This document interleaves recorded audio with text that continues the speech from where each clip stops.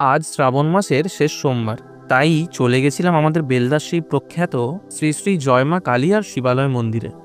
হিন্দু শাস্ত্র মতে আজকের সোমবারের দিনটি একটি পাবন দিন। 56 বছরের এই মন্দির বেলদার মানুষের মা আর বাবাকে তাদের কাছে পাওয়ার ঠিকানাই বলতে পারেন। ঢুকেই মায়ের দর্শন করলাম। মন্দিরের পেছনেই তার পুকুর। ভক্তদেরও ভিড় ছিল আজ মন্দিরে খুব। ইনি হচ্ছেন এই মন্দিরের পুরোহিত।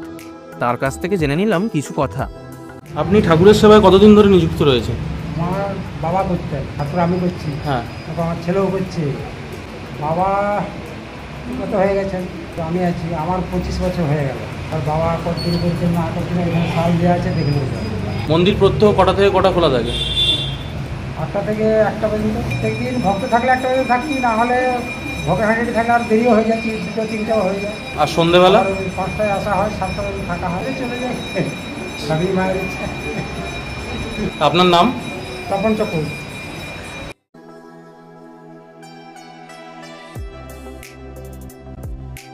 যারা যারা পুজো দিতে আসবেন এখানে সব ডিটেলস দেওয়া রইল। মায়ের মন্দিরের পাশেই দেবের দেব মহাদেবের মন্দির। মন্দির একটু আগেই খুলেছে, তাই ভিড় কম। বেলা বাড়ার সাথে সাথে ভিড়ও বাড়ছিল। পুরোহিত মশাইয়ের ছেলে সায়নদা শিবালয় মন্দিরে বাবার সেবায় নিযুক্ত থাকেন। আজকের সোমবার এই শ্রাবণ মাসের শেষ সোমবার, তাই ভক্তদেরও ভিড় ছিল মন্দিরে।